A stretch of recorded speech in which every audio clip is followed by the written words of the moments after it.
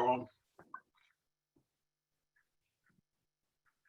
I'm Kim. I'm an alcoholic.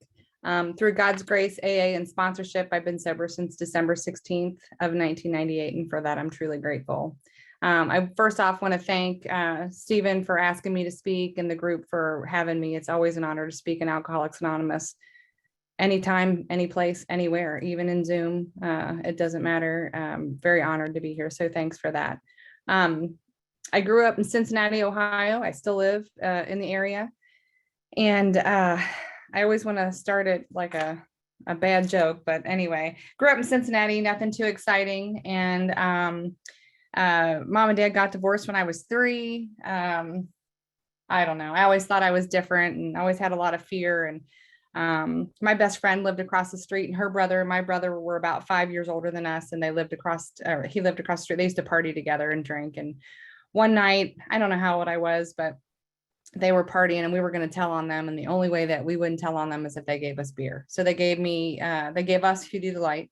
I remember taking my very first drink of Hugh Delight. Again, I don't remember how old I was. I don't know, 9, maybe, I don't know, 10, I don't know, something like that. And I remember taking that drink of Hugh Delight and thinking, ugh. And this guy that was there at the party was like, you just have to drink past that, ugh.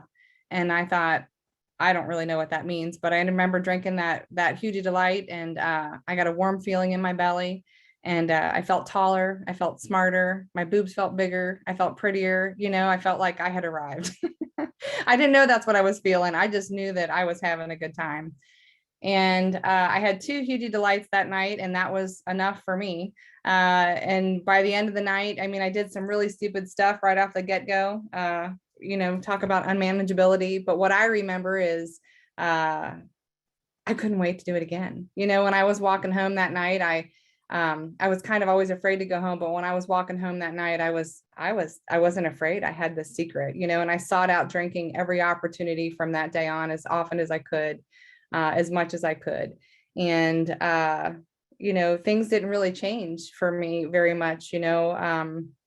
Every time I drank, I started off with one idea in my mind, and something different always happened. And what I mean by that is, I'm a drunk just like you. And when I took a drink, I felt different. It did something different for me that it didn't do for my friends all the time, and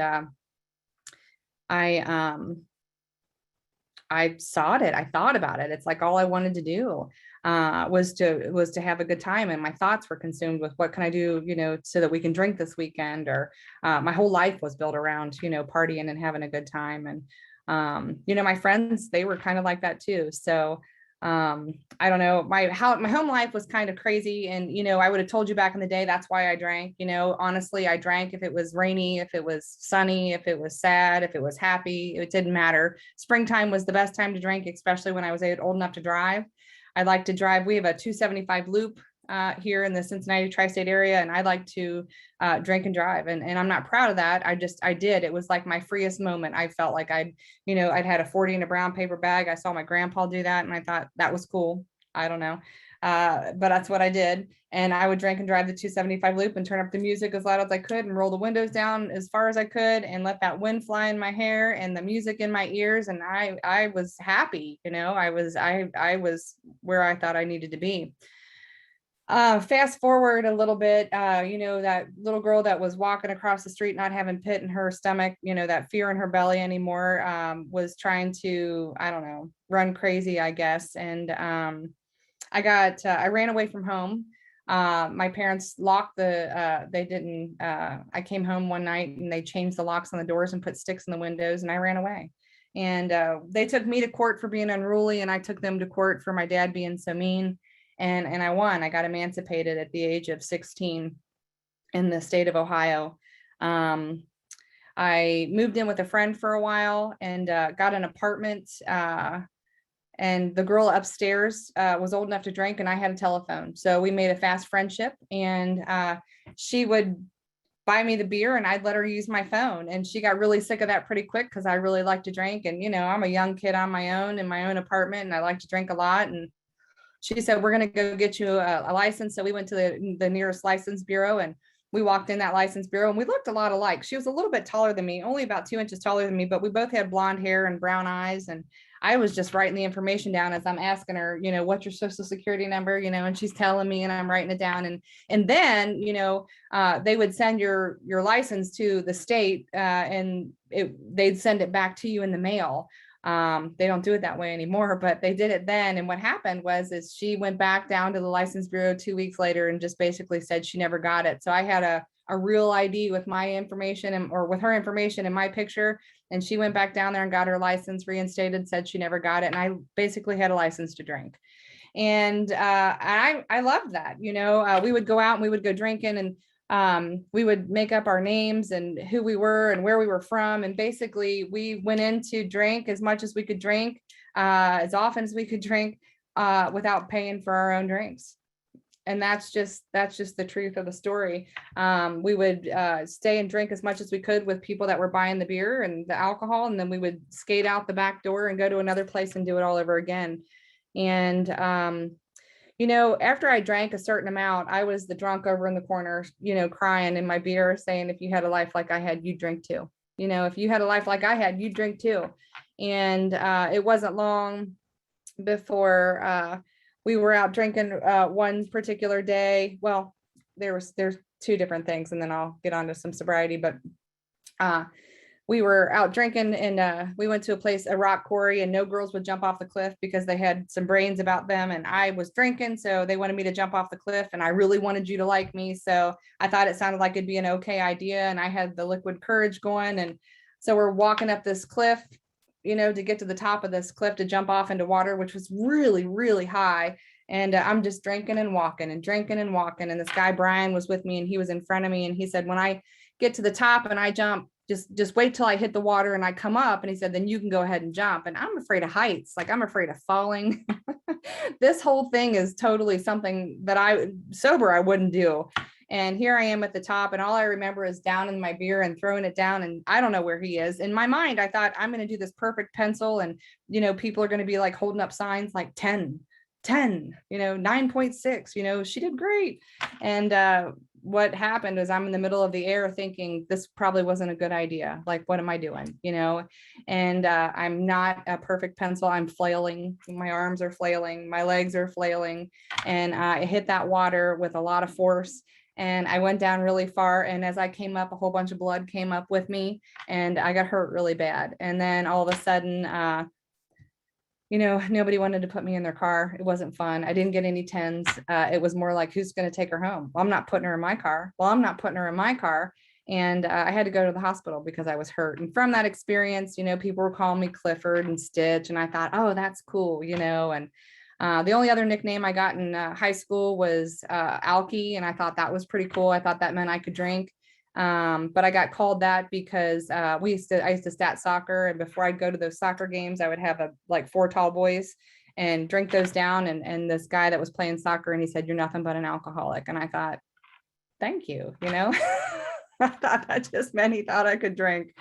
And anyway, the last time I drank before I got sober, I had my fake ID. I went out with my mom, my best friend, and her friend. We went to a place called How at the Moon Saloon. How at the Moon Saloon was a country bar, and there were pianos at the top of, on stage, and they humiliate you, and you'd have to drink. It was just, I thought it was a lot of fun. And I was doing what I do. I was sucking face with this guy because he was buying me the beer, and I thought I was going to, marry this guy because everything was great. I didn't know what his name was, but he was the one, I felt like he was the one. I was in my, that 10 minutes you get, or 15 minutes you get of, yes, that you have arrived and life is great when you're drinking. And I was there, and they wanted to leave. And I thought, how in the world can you want to leave? Like, I'm just now starting to feel really good. You know what I mean? When you start to add a little bit more and a little bit more to kind of keep where you are because everything's so great, and he's great, and life's great and wonderful, and they want to leave. And I can't understand why they want to leave. So we head out to the garage, and I'm thinking in my brain, like, how can I get them to go back in and drink some more? I don't know what time it is or what's going on, but I'm just thinking about drinking more. I just need more. And we get out in the garage, and the girlfriend I grew up with, that was my best friend forever. Her dad was a Cincinnati police officer, and that got us out of trouble a lot of times. And we go to the garage, and the police happen to show up. We're like one of the only few cars in there, so it must have been super late. But I said to the police officer, thinking that this would allow us to go back in and drink, I said, we're all too drunk to drive, and I thought he'd be like, well, go inside. Go back inside. And with that, my best friend swung at me and she got arrested and got put in the police car, and she got arrested. And they asked my mom not to sit in her car because she had been drinking. They'd give her a DUI, but then they were going to shut the garage. So she just tried to move her car just to the street so she could sober up and then drive home. And they arrested her and gave her a DUI. And the other girl, I have no idea where she went, but here I am, the only one underage with a fake ID, causing trouble, wanting to go back in and drink, and they got arrested and I didn't. And they told me a story later on that my mom was or Stephanie was in jail, and my mom came down the way, and Stephanie thought my mom was getting her out of jail, and she was like, I'm here. And they opened the door and shoved her in, and she was like, where are your shoes? So they're off in jail and I'm feeling sorry for myself. So I'm walking across the bridge from Kentucky to Ohio, and it had rained a lot. It was August of 92 and it was raining a whole lot, and the Ohio River really swells, and it was really swollen and it was flowing really fast. And I had gone in the hotel after everybody got arrested and I was by myself, oh, poor me. I was by myself, and I had a black book because I was a hairdresser at the time. So you got a call at 3 a.m. from me, and it sounded something. I called people I knew, people I didn't know. It didn't matter. It sounded like something like, hi, I'm Kim. I'm your hairdresser. I'm down at Howl at the Moon Saloon, and they would hang up on me. And it was people I knew. It was like, people I didn't know. If I did your hair one time, you got a call from me at 3 a.m. And needless to say, I wasn't a hairdresser much longer after that. I ran them all off.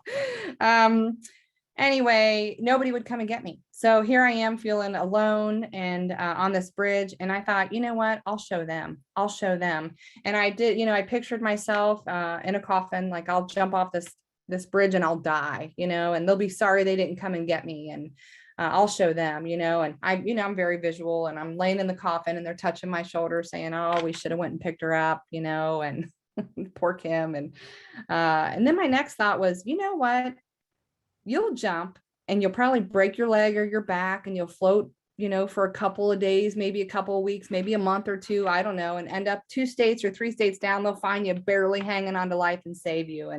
And that's not what I wanted either, and what I know today was I was trying to, fix that hole in my gut and trying to kill the person, trying to kill the feelings, not the person. But the only thing I knew to do was to try to kill the person. And so I decided that probably wasn't the best idea. And I hitchhiked home and went to work the next day. I was a really good worker, and I was a hairdresser at the time. I worked at McAlpin's in Kenwood, Ohio. And I worked with a lot of hairdressers, like 78 hairdressers. And there was always somebody in the break room back in the day. They're smoking, eating, or telling a joke. And I happened to move into the break room, and there wasn't anybody in there but me. And this girl came in, and she was always really bubbly and happy. And I didn't know who she was. And I probably kind of hated her for being so happy. But anyway, she was always happy and bubbly. And she came in and she sat down right next to me. And honest to goodness, I looked at her and I said, I think I'm an alcoholic. Can you help me? And she was like, oh, I'll be right back. And she got up and she ran out the door, and the French doors kind of went woof, woof. And I thought, oh my gosh, what have I done? What have I done? And I thought I overcorrected, like that was a mistake.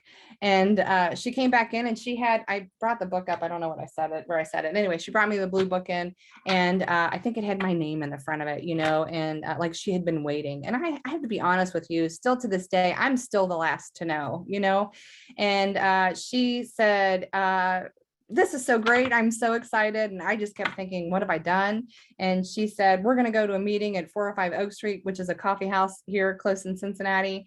And it was a Sunday. And she said, I'm going to pick you up at 7 o'clock for a 7:30 meeting. And boy, was she on time. And she was gone before I could say or do anything. So she came and picked me up. We went to 405 Oak Street to the coffee house for a meeting, and we walked in, and they had this one seat that had there was like this air conditioning duct that kind of stuck out, and I kind of tried to hide and sit behind that. And she said, this is a meeting of Alcoholics Anonymous. They're going to ask if there's anybody new, and you should stand up and say, your name's Kim, you're an alcoholic. And I thought, I am not standing up in front of all of these people telling them I'm Kim, I'm an alcoholic. I'm just not going to do it. And she said, like she could read my mind, don't worry. they're alcoholic too. Now, I didn't know why you were there, but I knew why I was there. And I wasn't about to let you all know that I was an alcoholic. So they came around and they said, anybody new, is this very first meeting, whatever. And she gave me the little nudge and I stood up and I said, I'm Kim, I'm an alcoholic. And I sat down and I shook all over and my face turned bright red. And I don't remember much about the rest of the meeting. I was just so embarrassed and just so overwhelmed with everything. And Emily R. spoke and she got up on the podium and she said, hi, my name's Emily. I'm an alcoholic. Ha, ha, ha, ha, ha. And everybody laughed. And I thought, that's not funny, you know? And a few minutes later, she'd say something and then she'd laugh. And I'd think, gosh, that's not funny, you know? But what happened that day after that meeting was that a line of women formed, and they didn't form for the chairperson and they didn't form for Emily. They formed for me because I raised my hand and said I was a new person, that it was my very first meeting ever. And a line of women formed and it went all the way down the aisle, around the corner and back up the other side. And they were all in line for me. Let that sink in for a minute. That saved my life. Those women that day saved my life. Now, I didn't really hang out with women a whole lot because if I hung out with you, it was because I wanted your boyfriend, your money, or your shoes, or your whatever you had, your alcohol, whatever. You had something I wanted, which is probably why we hung out. And or you hung out with me because I had something you wanted. Who knows, right? And here's this former women, you know, in a line to give me their name and their number. And it was like, hi, my name's Mickey. Give me a call anytime, day or night. Hi, my name's Tracy. Hi, my name's Sarah. Hi, my name's Julie. You know, and it's all, hi, my name's Bonnie. And it just over and over and over, they all gave me their name and their phone number. And one girl did say to me, I don't want your shoes and I don't want anything that you have, which I was really glad to hear that because that's how I related. You know, she was speaking my language. They said, call anytime, day or night, 24 hours a day. And I took them up on that. You know, not long after that, you know, there was this guy that needed a ride home to a halfway house. So I volunteered to take him home and I dropped him off on Vine Street and he ran in the house. My car broke down. My radiator busted and he said, all right, thanks for the ride. And he went inside the house and he left. And there I was stranded all by myself. And so I picked up the phone and those numbers that I had and I started calling and I called and finally got a hold of a young lady. I don't remember to this day who the girls were that came down to sit with me, but two girls in Alcoholics Anonymous came down to sit with me. And Mechanic Dan, that's what they called him, was Mechanic Dan. Mechanic Dan came down to fix my car. Now I'm barely sober and I don't know what I'm doing. And he's fixing my car because my radiator, I guess I had a radiator hose bust or something like that. I don't know, something like that. Either way, something in my car broke and I didn't know how to fix it and he was going to fix it. And I didn't have money to pay him. And I knew that, you know, it was coming time to pay, you know, and I didn't have any money to do that. And I didn't know how I was going to do that. And I have not, you know, I'd been in situations like this before. So I wasn't, you know, immune. I knew what was coming next. And you know, so I'm taking the deep breath, like, all right, you know, so how much do I owe you or what's this going to cost me? You know, what part of my soul am I going to have to give away for this is basically what I was thinking. And he looked at me and he said,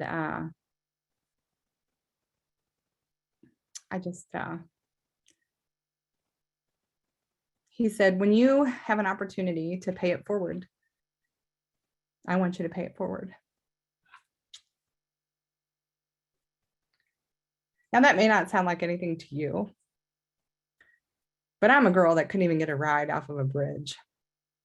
And he was willing to fix my car and all I had to do was pay that forward. That was just beyond me. I'd never heard that kind of language before. And I didn't know what to do with that. I didn't really know what it meant. And I didn't really believe him, you know. But it was he saved my life that day too. All these little things that go into saving somebody's life, you know, that we take for granted. I take for granted daily sometimes. And so anyway, got my car fixed, asked that lady to sponsor me. And she gave me a list and the list is still the same today. I've added a couple of things. I had a sponsor add a couple of things, but it's pretty much the same thing. And it was number 1, call me every day. And she put her name in my book so I could find it. 2, she said, do you have a problem with God? She went, oh, it doesn't matter. She said, you're going to pray on your knees for God to keep you clean and sober. And number 3 was, that was in the morning. And the number 3 was at night, you're going to thank him for keeping you clean and sober.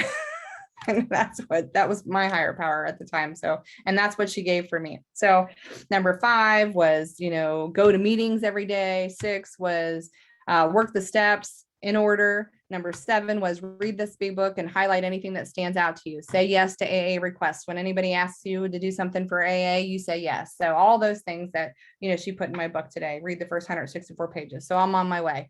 I take my big book home. I've got my highlighter. I'm going to read it, and I'm all or nothing, right? So I'm sitting down, I'm reading my book, and I call her like 2 days after she told me to read it. And I read the first 164 pages, and I called her and I said, okay, I'm done now. I got a checklist that I got to check off to get out of this ANA thing, or, what am I supposed to do next? And she said, I called her and I said, I'm done. And she said, you're done with what? And I said, I'm done reading the book. And she kind of chuckled.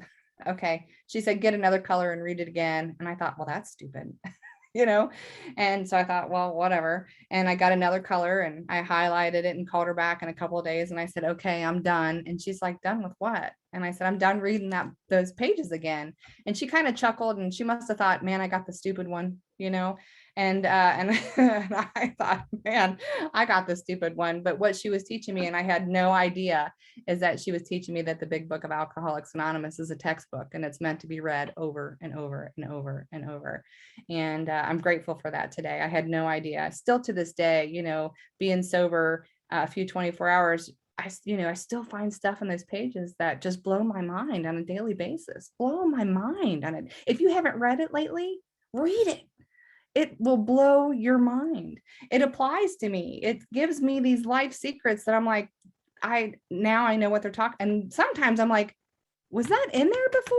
I don't ever remember seeing that before. And it's just crazy how they sneak that stuff right back in there. And, I need that daily reminder. I need that daily reminder. And it's clear cut instructions on how to live a sober life. It does. It just helps you. And so that's what I'm doing, and he walked in the room, and it was a him, and he stalked me.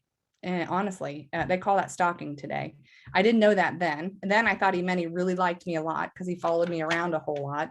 And I thought he must really like me a whole lot. So we had a conversation about how we were going to take it slow. And we were pregnant 3 months later, and we got married as soon as I had my daughter the following year in 1994. And what happened was I had my daughter on May 12th of 1994. And this is what happened. And this is really important. Little by little by little, the life that Alcoholics Anonymous gave me, this new husband, this new baby, all of a sudden I had to stay home and work on my relationship. I can't go to that Wednesday meeting that I go to because 90210 is on, and I need to watch 90210. This was back in the day, clearly. And then it became, well, we need to go to dinner to work on our marriage, disaster. But those are the things that came in my mind. So little by little by little, I freely gave you back what you had given me in Alcoholics Anonymous. I wasn't calling my sponsor. I wasn't working the steps. I didn't even know where my big book was. So I certainly wasn't reading it. I wasn't praying on my knees. I wasn't doing any of that stuff. And needless to say, I went to a festival in town on June 6th, and a girl that was sponsored by the same sponsor that I had came over, and she was drinking, and she handed me a beer, and it was just that easy. And I took a drink, and I don't drink for a day or two. When I drink, I'm out. When I'm out until I'm thoroughly convinced. And that's just me. I was out for a while somewhere, something happened. And my husband said, I'm going to get sober. And I thought, not without me, because I know that we get well here. And I got in and he didn't get in. And I stayed sober, did the same things, working the steps, working the programs, got pregnant, had a baby, drank, and I was out again. Long story short, I walked in, I was driving home. I had went out to eat with a friend at Cookers, and she ordered something to drink, and I said, I'll have a vodka. Anyway, I drank my lunch all afternoon. I had to go pick up my daughter. My mom and dad owned a bar in town, so I stopped out at the bar because it's close to the school, and I was early, and I'd been drinking all day anyway. And I couldn't go get my daughter from school. They went and picked up, the bartender stopped doing what she was doing. She went and picked up my daughter from school, came back, put her in my car for me, and said, see you later. So, have a good day. Call us when you make it home. And I put my daughter in the car, and it wasn't the first time I had driven in with my daughter in the car drunk. And it was the last time though. But I was driving home with my daughter, and as I was driving in my car, every time I drank, I always said, when people would say stuff to me, I'd be like, hey, I'm not hurting you. So if you don't like the way I drink, don't drink with me. Don't hang out with me. Just get away from me. I'm fine drinking by myself. I don't have a problem with that. But here I was driving, and I heard that tick, tick, tick, tick, tick in my wheel well in my car. And what I realized is I was driving off the road with my daughter in the car. And I noticed that I was driving off the road, and I thought, oh my gosh, I must be really messed up. So I went to turn the mirror, the rear view mirror, to see how bad it was, because I got to go see people. If I look really messed up, I got to get cleaned up because nobody can know I've been drinking all day, kind of a thing. And I had a moment of clarity when I turned that mirror. I saw my daughter in the back seat, swinging her feet, looking out the window, just looking around. And it dawned on me that I was hurting somebody, that I almost ran off the road with my daughter in the car, and I was hurting her.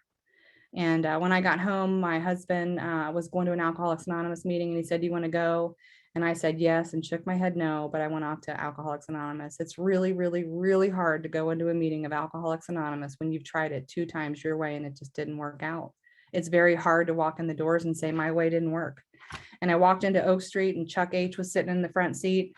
And I walked in the door, and he went, Kim, at the time, my last name was Kim C. He was like, good to see you. And I looked at him like, die. And he was like, whoa. And he said, you know what? Stay sick. You're teachable when you're sick. And that just made me mad. Oh my gosh, I got so mad. And so I was there with my friend Lori. She had spiky short blonde hair. We went to a conference that weekend, and I hadn't even had any AA in me hardly at all. We went to a conference that weekend, and man, it was like, it was just amazing. I felt incredible. So I asked Beth H to be my sponsor. She was a taper at the time, and I walked in the taping rooms, and I just said, I was twiddling my hair, and I just said, do you think, you could be my sponsor? And she said, Kim, she said, are you willing to go to any lengths to stay sober? And I said, yeah. She said, that means, if I have something that has, white sugar and white flour, and you have something that has chocolate chips and brown sugar, we're going to have something different. So if you want what I have, you'll do what I do. And that's what I try to do to the best of my ability today. Still the same things. And her stuff was the same way. It was go to meetings, call your sponsor, read the first 164 pages, pray on your knees. She had me pray throughout the book. She had me look for things inside the book. Did you know that there are prayers throughout the whole big book? There's a prayer and a promise. Did you know that? I didn't know that. I mean, I learned it, and I had read that book over, like I told you, I had read it a lot, and I didn't know it was even in there. So she went through the book with me and showed me all those really enlightening things, and all the answers were the same. The only thing different I did with her that I didn't do before was get a home group and get a job in that home group. And what that meant for me was I had to show up to that meeting whether 90210 was on or not. And I had to bring that cake to that meeting because by God, you guys wanted your cake, you know what I mean? And you guys wanted your cookies, you wanted your coffee, and I like to people please. So it was a perfect job for me because I know you needed me. So I showed up to that meeting, and I had about 2 years of sobriety, which was my MO. And I found out I was pregnant. And I went to my home group because I had a home group at this time. And I'll tell you other thing about home group here soon in a little bit. I'll tell you now. A thing about home groups is they know when you're not there, and they care, and they wonder, and they reach out and they call and say, hey, where are you? You haven't been to this meeting in 2 weeks. Are you okay? You didn't make it to the meeting last night. You okay? You're here every week. We didn't get the cake. Where are you? And people care about you. And it gives them a chance to reach into your life and pull you out of your muck and out of your hole. I don't know about you, but I have people in my life that jump in the hole with me. There's a whole crew of them. They'll come, 3 or 4 will pull us out together, but they'll jump down into the hole with me and help pull me out. And I'm so grateful for you for that.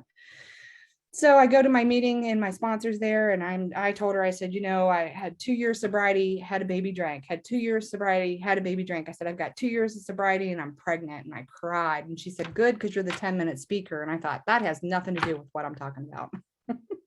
I have no idea how you think that's going to help me right now. So I got up in front of my home group and my friends, and I cried through the whole thing. I think I was like, I'm Kim, I'm an alcoholic. The whole thing was just a tear fest, and you guys loved me. You came up and you hugged me, and you stuck me in the middle of Alcoholics Anonymous. It was like, good, you've got two jobs, you got to do this and you got to do that, and they just sucked me into the middle of Alcoholics Anonymous. And I'm so grateful for that today. I was not grateful then. I'm just going to say I was not grateful then. As a matter of fact, I thought you were being a little too harsh to me, but I am very grateful today. So you pulled me into the middle of Alcoholics Anonymous, and I'm doing all the stuff, and I'm showing up, I'm going to the meetings, and I'm doing the inventories, and I'm doing all the stuff I'm supposed to do. And I have this beautiful baby boy, and he was born with two thumbs on his right hand. And I think it's great because I think it makes him unique, and makes it, unique like me or whatever. I don't know. I love him just the same, but here he is. And I started passing out that day. The day I had my son, I started passing out, and I couldn't figure it out. I could figure it out passing out when I drank, because when you drink, you do pass out, right? I mean, that makes logical sense. But when you're not drinking and you're passing out, something's wrong, right? So I'm like, something's going on here because I'm passing out. And my sponsor's like, push, push, push, call the doctors, make them listen to you. So I ended up in the ER, I don't know, 4 or 5 times over a couple of months. And my sponsor has a retreat, or an advance, if you will, that she holds. And she is 3 hours away. So it was somewhere in Virginia or something like that. My sponsor moved to North Carolina when I was 3 years sober. And then she has since moved to Destin, Florida. Anyway, so she's out of town. I go out of town with my baby, with 25 other women, to talk about service, unity, God, and the program of Alcoholics Anonymous. And I finally got to talk to a doctor. I went to my doctor and said, I think something's wrong with me. And he said, well, what do you think's wrong with you? This was right before I went to the advance. And he said, I said, I think something's wrong with my heart. And he said, well, let's send you to a doctor. So they sent me to a doctor that gave me this little Holter monitor that I wore. I went out of town with you guys for the weekend, and I called a reading in. Every time I felt like I was going to pass out, I would press this button. It would record a minute backwards and a minute forwards, and whatever. And I got a call from my cardiologist on a Saturday night on my friend's phone. Now, how my cardiologist knows my friend's number, I don't know. But he called me on her number, and he said, you have something called complete heart block, and we need you to come back tomorrow as soon as you can, and call me as soon as you get here. And I had a nurse in the, one of the ladies that was there was a nurse, and she knew exactly what it was. And I didn't, I had no idea. And I thought it meant I couldn't have chocolate, and I was eating s'mores like there. I'm like, bring the s'mores, I'm a true, feed me, because I may not be able to have this anymore. And the miracle about this is when we drove home that day, I didn't drive home by myself. I drove home, somebody drove my car. The nurse drove in the car, because the complete heart block meant that my heart was stopping, and it would stop for so many seconds, and then it would start again. And for a 29-year-old female, it's unheard of to have something like that. And the nurse was in the car in case my heart stopped. And, so I had somebody there to drive the car, somebody there to watch the baby, and somebody there to start my heart if they needed to. Right? I mean, come on. So I make it back home, and my heart stopped for 13 seconds. And I got rushed to the emergency room and put into ICU. And I had a nursing baby, a 4-month-old nursing baby, and Alcoholics Anonymous showed up for me, and it's a good reminder for me to show up too. I have this, I'm in ICU, I get a pacemaker put in. That is the good news for me. The only things I can't do is be around a junkyard with a big magnet and use a chainsaw. I'm not doing any of that anytime soon. So I'm pretty good. What a great deal, right? What a great deal. And I got to go home. Oh, long story short, life happens. We had a big book meeting at our house for probably 10 years on a Tuesday night. And all of you guys kept coming, and you guys would bring food, or you would help us do laundry. You helped take care of our family while we were sick. And that's being in the middle of Alcoholics Anonymous. It really is. It's just being in the middle of Alcoholics Anonymous. And we decided to move to Florida. My parents moved to Florida, and I thought, does God do Florida? And I called my sponsor, and she was like, yeah, God's there too, and we did, the pros and cons list and checked the list, and she hooked me up with other people in Alcoholics Anonymous down there. And I went down there, and I was absolutely miserable.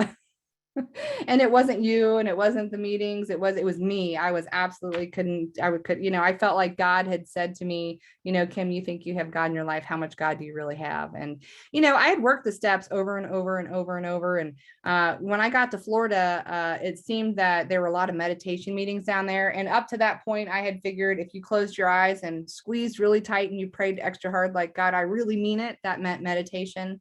And that's just where I was. And if that's how you meditate, that's great. That's how I started. I did. I clenched everything tight and prayed hard and thought that meant meditation. And when I got down there, I found other ways to meditate. So there are other ways to meditate, but whatever works for you, hey. But step 11 does tell us that through prayer and meditation to improve our conscious contact with God as we understand him. And I got to learn how to meditate down there. I learned how to, sit quietly. Was not easy at first. Florida didn't work out. We ended up moving back about 8 months after we moved down there. And my husband at the time got really sick. And I thought he just needed more AA, but he actually had a brain tumor. He had a tumor in his nasal pharynx, and he got really sick. And he, I don't know, we had all kinds of extra things going on, but he wasn't living at home at the time because I don't know, he liked to date when we were married. Okay. And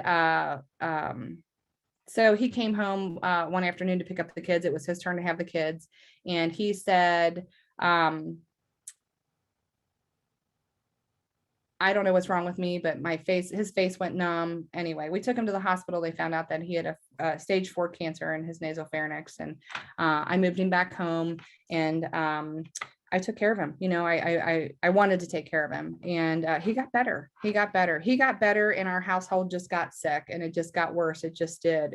That's just our story. And we were on the verge of divorce before he got sick. And I called my sponsor and I said, how do you divorce a man that has stage 4 cancer? And she said, the same way you do that a man doesn't have stage 4 cancer.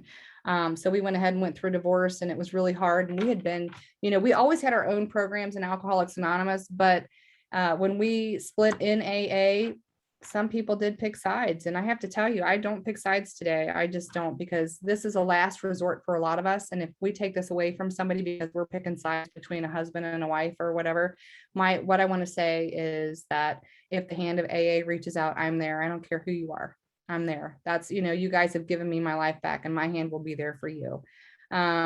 So things got rough, and things got hard. And like I told you, we're losing the house, we're losing all the stuff, and like I told you, my sponsor doesn't live in town.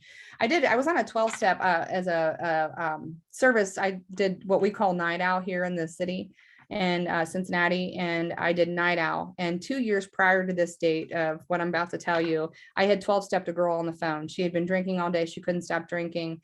At the end of talking to her for about 2 hours, she said, I have all this beer. I don't know what to do. I think I'm going to drink it. And I said, you know what? Go ahead and drink it and call me in the morning. We'll get you to a meeting. She did call the next day. We did get her in a meeting. We got her hooked up with everybody. We surrounded her. We sucked her in the middle of Alcoholics Anonymous, the best she let us. And 2 years later, I'm going through this divorce, and my sponsor lives out of town. And I have, a girl that I'm sponsored. We have the same sponsor, and I'm dying in my room upstairs because I can't go to a meeting because of what I think you think of me. And I let what I think you think of me keep me out of meetings of Alcoholics Anonymous. And I'm dying in my own house by myself and curled up in a ball, crying, can't do anything. And I get a knock on my door. And I go down to answer the door, and Carol is there. And Karen, the girl I 12-stepped 2 years earlier, is at the door. And Carol said, Karen's going to watch your kids, and you're getting in the car and going to your home group. And she didn't ask me if I wanted to or if I thought it was a good idea. She said, she's watching your kids, get in the car, and I get in the car, and I don't want to go to a meeting because I really don't want to see anybody. And we get to my home group, and I'm walking in and my arms are crossed, and I'm aggravated about being there. And she said, I get in there or whatever. And Noreen, a girl from the home group or whatever, said, hey, Kim, there's some new girls over there. Why don't you give them your number? And I was like, and she said, I didn't ask you. She said, go give them your number. And I walked over there and I said, hi, my name's Kim. I'm an alcoholic. And I wrote it on a piece of paper and I handed it to her, and she never called me. I wouldn't have called me either. I would have thought, I don't want your sobriety. Anyway, what it did for me is what it did in the very beginning. I was at my home group. I was where, my people are, and you guys just loved me and brought me back into the middle of Alcoholics Anonymous.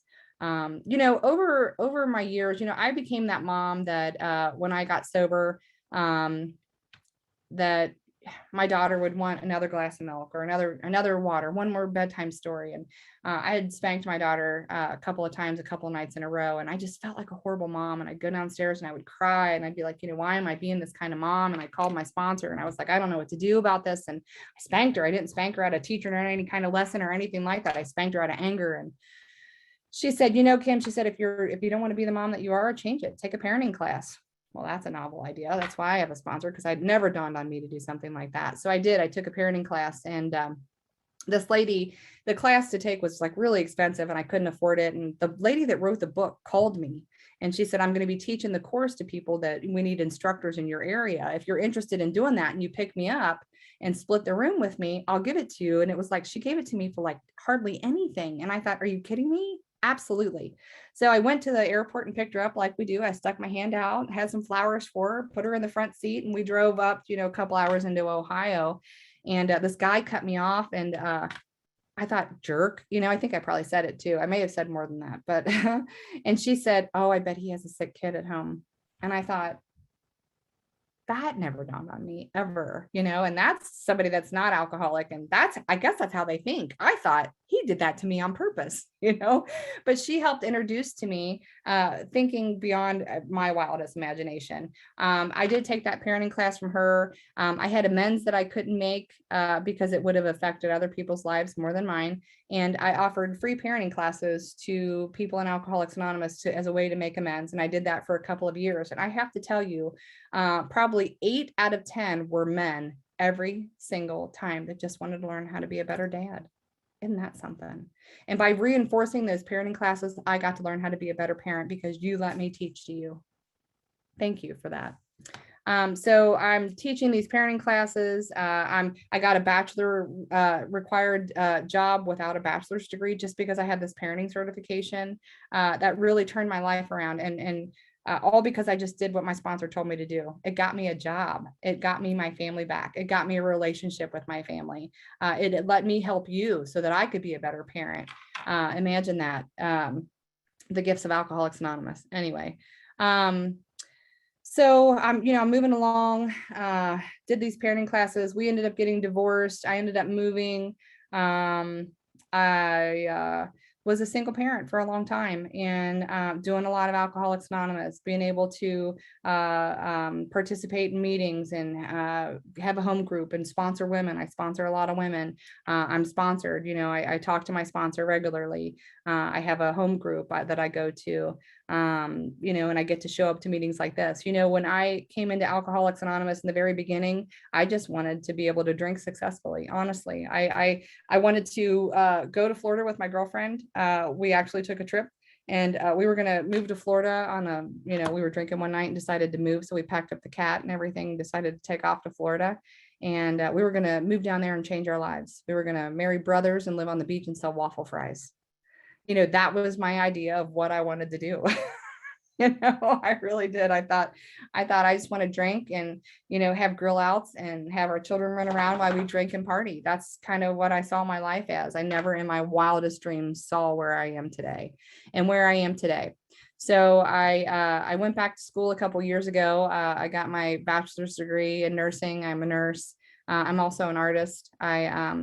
Alcoholics Anonymous doesn't say that everything's going to be great and wonderful. 2 years ago on October 5th, I left that nursing job they let me go home early and I got in a head-on car accident. And I had a traumatic brain injury that caused my head to shake and move. And it kind of looked like a Parkinson's shake plus a really severe swing. And it was a real low point for me in my life, but I still showed up to Alcoholics Anonymous. I was angry at God, though. I was really angry, like, how can you do this to me kind of thing? And why not me? Right. Why not me? And I've since recovered from that. It took about 7 or 8 months to recover from that. But I have since recovered from that. Thank you for that. But the lessons I learned along that journey, I have children today that I raised in Alcoholics Anonymous. My daughter, Maddie, is 27. My daughter Nicole's 24. My son Josh is 20. Maddie got a felony stealing. She she stole. And I thought, there she is. There she is. I knew she was in there. There she is. And then, she got her stuff together and she got her paralegal degree and she's a paralegal now. And we actually went to watch my son play baseball when he was playing baseball. And she got one of those really, really big beers. And she took 2 sips of it and she went, ugh. And I thought, what is wrong with you? You just have to drink past that. Come on, suck it back. Tilt your, I'm just, anyway, she poured it out and I just couldn't even believe it. We were so disappointed. I'm kidding. But she's doing great. She's got a house and, she's doing pretty good. My daughter, Nicole, adults really well. She's 24 years old. And, she got that from you guys. She really did. She got that. You guys gave her their mother back and you guys gave them these gifts. She's a good kid. She likes animals more than she likes people. I can hardly blame her. She's pretty smart, that one. And she's engaged. She's been engaged for like 2 years now, and they're still going to wait another 3 years. I mean, I was like dating this guy 3 months, got pregnant and got married. You know what I mean? So I don't understand how they figure this stuff out other than you guys. You guys are really the key here. I know it is, you and God for sure. And then my son Joshua is in nursing school to be a nurse. I would get up when he would get up for school and I'd get up for college and he'd say, Mom, have a good day at college.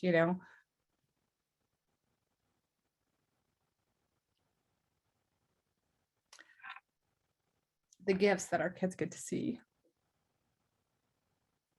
They get to see us grow up too.